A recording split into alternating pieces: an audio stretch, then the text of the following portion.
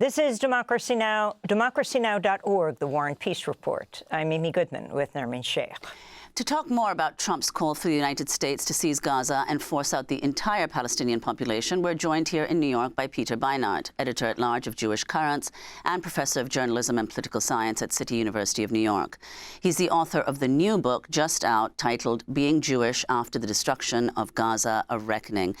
Welcome back to the program, Peter, and congratulations on your book, which we'll turn to in a moment. But if we could first get you to respond to the remarks that Trump made a couple of days ago, astonishing remarks about basically the ethnic cleansing of Gaza, turning it into the Riviera of the Middle East, and so on. If you could respond. I mean, what we're seeing really is, at a macro level, is the question of whether you can do in the 21st century what you could do in the 19th century, which is to basically destroy entire populations of people because you view them as subhuman. Donald Trump views Palestinians as subhuman, and therefore wants to oversee a mass ethnic cleansing, which would be one of the greatest crimes of this century. And all across Washington, you hear people essentially shrug, or people say maybe it's impractical. I don't care. The question is not whether it's impractical. The question is whether we should be thinking about how we get Donald Trump in front of the International Criminal Court as a war criminal. This is one of the most monstrous things an American president has said in our time. And the fact that it can be assimilated like this is just testament to the profound dehumanization of Palestinians that suffuses American public discourse. I have a question for you. Diana Buttu, the well-known Palestinian attorney, when asked about this, I mean, hours after President Trump made this announcement, talking about the demolition site that is Gaza, she said she agreed it's a demolition site. And about moving Palestinians, she said, well, the first point would be moving them back to their homes. Can you give us the history that even you really had no sense of until you began to really study what was going on outside your Jewish education? Sure. I was raised in a family where Israel was central and where we thought about Israel in terms of what it meant for Jewish safety, a state for Jews where Jews could be safe after the Holocaust. And that was a source of great psychological security, especially for my grandmother, for older people in my generation who themselves had experienced a lot of trauma in their lives. I'm embarrassed to say it was really not until my 30s, when I went to spend time with Palestinians in the West Bank, that I began to really face what Israel and Zionism had meant for Palestinians. And you're exactly right. Every American media discussion of Gaza should start with the fact that people in Gaza, most of them are not from Gaza. They are people who are from families that were forcibly expelled from what is now Israel. Many of them can see the lands from which their parents and grandparents were expelled from Gaza. They can see these fertile, relatively uncrowded territories while they live crowded into a ghetto half the size of New York City that the UN called unlivable for human beings before October 7th. And so, yes, if Gaza is unlivable because Israel and the United States have made it catastrophically unlivable, then people should be allowed to return to the places from which, not to expel Israeli Jews, but to live in equality alongside Israeli Jews, a principle that is considered unfathomable in Israel-Palestine, even though it's the principle that we supposedly believe in the United States. So, with those remarks, Peter, let's just get to your book. If you could just begin. Being Jewish After the Destruction of Gaza, A Reckoning. Explain why you wrote this book and to whom the book is addressed. The book is addressed to my fellow Jews and trying to say that something has gone catastrophically wrong in our community when an Israeli government that claims to speak for the Jewish people and American Jewish leaders can watch a Jewish state with American weapons destroy most of the buildings, most of the hospitals, most of the schools, most of the agriculture, leave an unprecedented number of child amputees in Gaza, and then justify this with the flimsiest of possible justifications, as I go through in my book. Jewish tradition, as I understand it, believes in the infinite dignity of every human being. That is, we say every life is a universe. How is it that people that our tradition, which speaks that way, and yet our leadership today acts in such a way that is radically contrary to that principle? Well, one of the things that you say is early on in the book, you talk about the secularization of Judaism, which in certain instances, as you say, has led to a kind of moral evasion. Of course, one should say that that's not only true of Judaism, but arguably of other Abrahamic faiths as well. You say, quote, "In the absence of a belief in divine reward and punishment, we no longer wrestle in the same way with what our sacred texts say about Jewish ethical responsibility." If you could elaborate on that. I think what's happened in Jewish communities in the U.S. around the world is that a religion, a vast religion that speaks in many, many different voices, but emphasizes the dignity of all human beings, has been swallowed by ethnonationalism. In many Jewish communities in the United States today, you get in more trouble for challenging the legitimacy of the State of Israel than for questioning the authority of the Torah, right? The social penalties for being a critic of Israel are much greater than the social penalties for violating Shabbat or keeping kosher, which are foundational principles in Jewish faith. I think something similar in some ways is happening among many white Christians. In the era of Donald Trump, these people seem to think that if you don't have an American passport, you are worthless. It's as if that Christianity's universal message has been swallowed by the ethno-nationalism of America first. And in a way, when you see Jewish discourse about Israel, you see something similar. The state is sacred, and what our tradition says about human beings is ultimately devalued.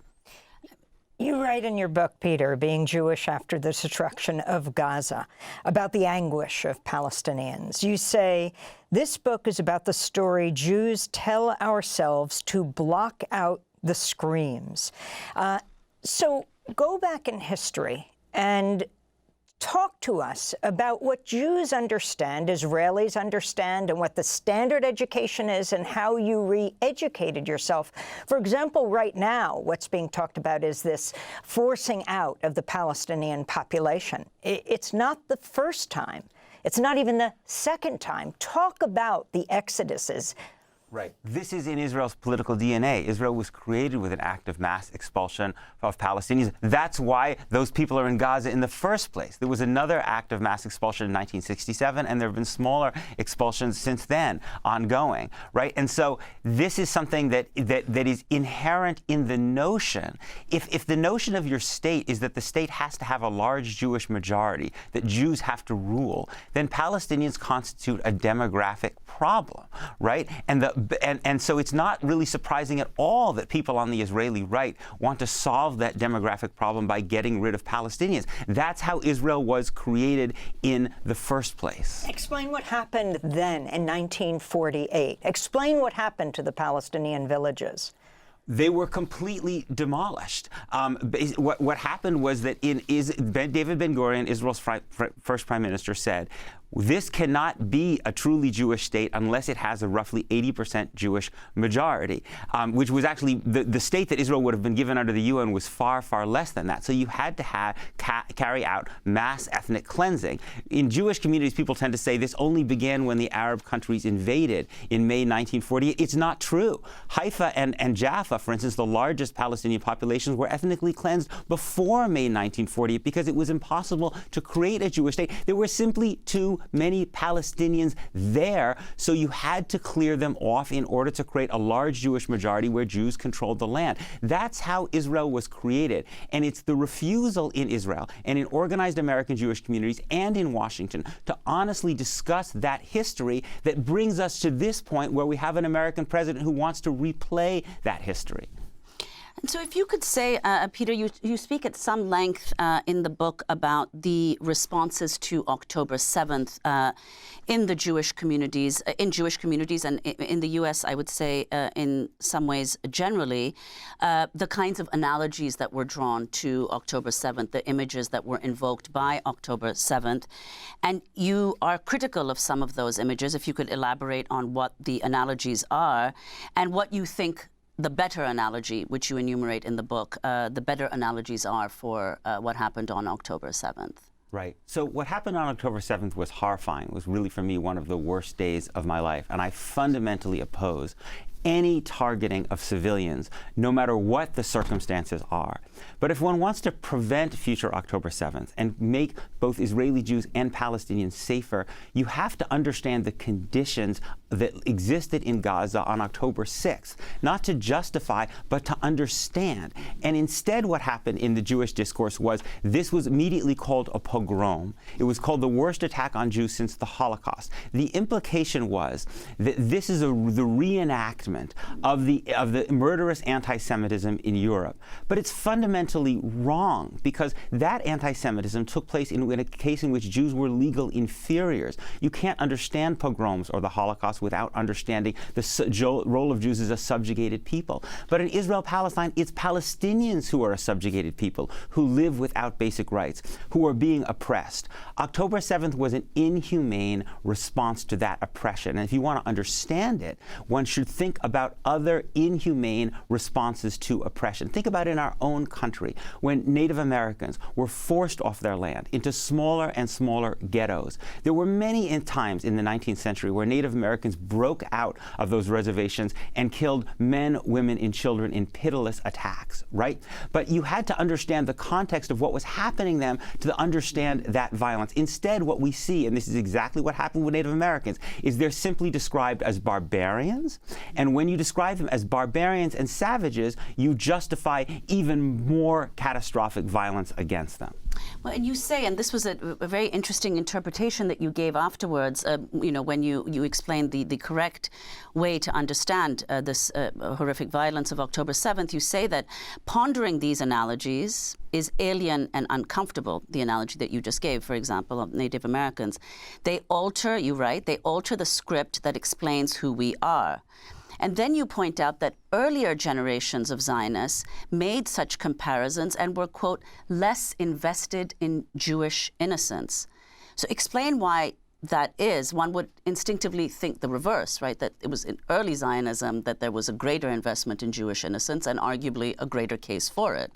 Right. It's really remarkable now, right? Because today, if you were to call Israel a colonial enterprise, right, you would probably be kicked out of your synagogue. You would be censured by the American Congress, right? You could be penalized at some kind of university. But if you go back and read early Zionist writers, Theodor Herzl, the most important founder of political Zionism, Vladimir Jabotinsky, the founder of revisionist Zionism, which is Benjamin Netanyahu's own tradition, they use this term frequently and positively to describe what they're doing. Herzl writes to Cecil Rhodes, the arch-imperialist of Southern Africa, and says, we're involved in a common enterprise here, right? Because for them, colonialism meant bringing progress and modernity to a backward part of the world and taking control over it from the populations that were there, because a population from a more advanced civilization could use the territory better, right? That's the real history of Zionism's own. You don't have to read Palestinians. You just have to read early Zionist writers, because there was an honesty there that is not possible today, because now we live in an age where colonialism is a dirty word. It wasn't a dirty word in the early 20th century.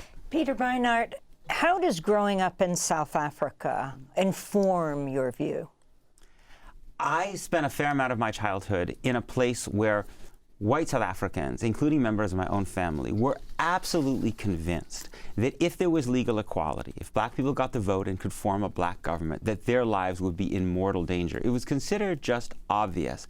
And the reason I think this is important is that it is so common in American Jewish and American discourse to assume that if the Palestinians got equality, Jews could never live in Israel and Palestine safely. And the point I try to make in my book is that white South Africans believe the same thing. Protestants in Northern Ireland believe the same thing. Ian Paisley, the Protestant leader, on the eve of the Good Friday Agreement, which gave Catholics political equality, called it prelude to genocide. So many white Southerners and white Americans in general believe that without slavery and segregation, white people would become the slaves, would become the oppressed class. It's not true. It wasn't true. In fact, what we find is that when you give people a voice in government, when they can be represented, that violence goes down because people have a nonviolent path for government to listen to them. That, it seems to me, is the lesson that Jews should try to learn from those experiences.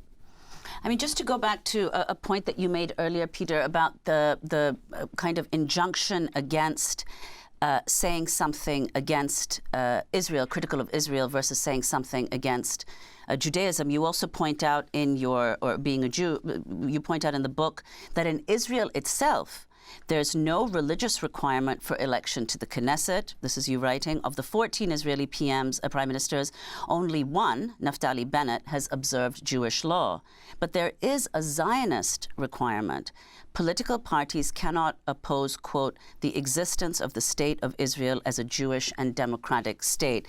So if you could talk about what the implications of that are for the potential for a transformation into the kind of context that you've described, post-apartheid South Africa. Yeah, the point I'm trying to make is that both in Israel and the United States, in different ways, the Jewish community is structured to basically make the existence of a Jewish state, a state that privileges Jews over Palestinians, sacred, right? So in Israel, it doesn't matter whether you observe Jewish law. You can be the prime minister, but you can't run for Knesset under Israeli law unless you accept the principle of a state in which Jews rule. In the United States, if you look at Hillel, the organization that works on college campuses, they say very openly to students, we don't care whether you observe any Jewish practice at all, but if you don't support the existence of Israel as a Jewish state, then essentially you're not welcome here, right? To me, this is essentially what happens when you elevate ethnonationalism, a Jewish state, over Judaism itself. Mm-hmm. And in fact, you in the book you cite Hannah Arendt, who was already warning of the dangers of Jewish nationalism, saying, "quote, the greatness of this people, the Jewish people, was once that it believed in God, and now this people believes only in itself." Yes, and in fact, our own tradition also speaks in this way, right? One of the gravest sins in Judaism is idolatry. Idolatry is the worship of something human-made. A state is human-made, right? Mm-hmm. In Jewish tradition, as I understand it, you start with the sanctity and the dignity of the individual, and that is paramount. And then a state must be evaluated. Its legitimacy is dependent on how it treats the individual. So again and again, we are required to say that we believe Israel has a right to exist as a Jewish state. No.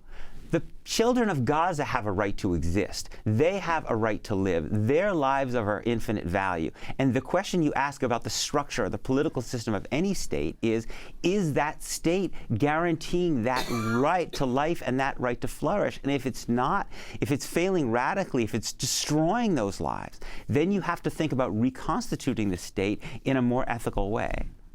Peter Beinart, leading Jewish organizations like the ADL, the Anti-Defamation League, the AJC, would never question the findings of international legal organizations like the International Court of Justice or the ICC when it comes to concluding genocide took place in Bosnia, took place in Rwanda.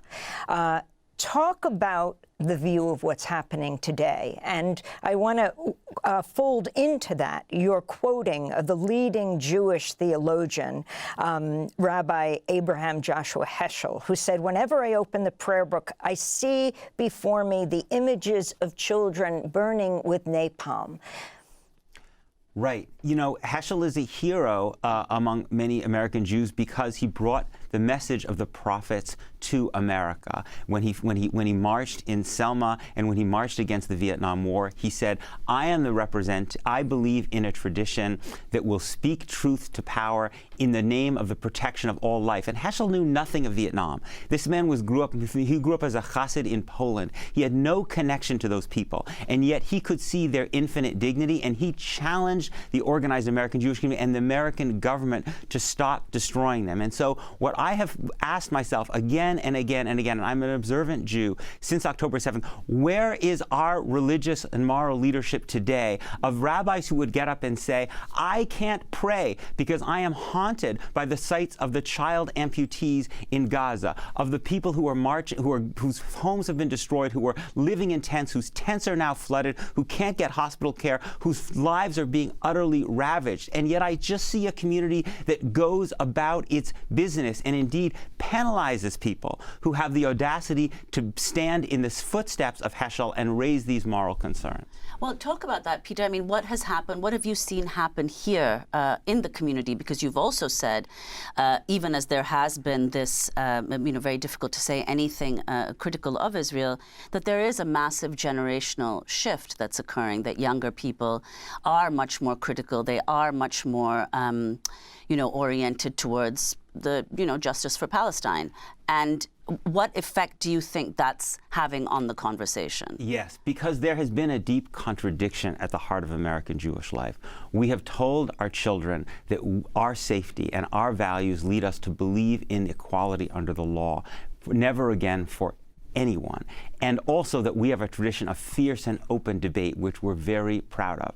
And then we say to those children, except for on the subject of Israel, which, by the way, is the most important subject, right? And children are good at noting the hypocrisy of their parents, right? And challenging the hypocrisy of their parents. And so many of these children, I've met so many of them who say, you are violating the very principles in which I was taught to believe about what it means to be a Jew, and I'm going to live those principles, even if it brings me into conflict with you, even if it brings me into conflict with our community. And your response to the very serious crackdown on the pro-Palestinian, you could say pro-justice protests across the country, the encampments, both on the students, you're a professor yourself at CUNY Journalism School, the Newmark School of Journalism, and on professors, and ultimately President Trump saying he's going to deport the international students, I think he calls them alien students, who are, quote, Hamas sympathizers, meaning who engaged in pro-Palestinian protest. Right. Amy, you know this as well as I do. We have a tradition of learning that is sacred in our tradition, which is part of the reason that American Jews have had a particular affinity for these universities. So many American Jewish families have raised ourselves up through these universities and this tradition, and these universities are a core of American liberal democracy.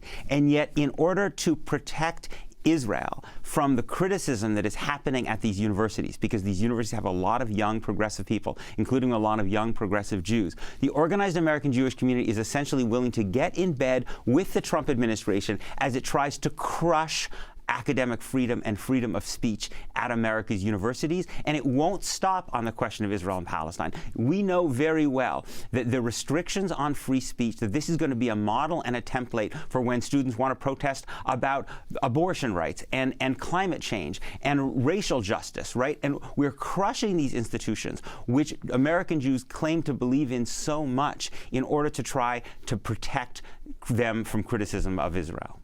Peter Beinart, we want to thank you for being with us. Editor-at-large of Jewish Currents, professor of journalism and political science at the City University of New York. His new book is just out, Being Jewish After the Destruction of Gaza, A Reckoning.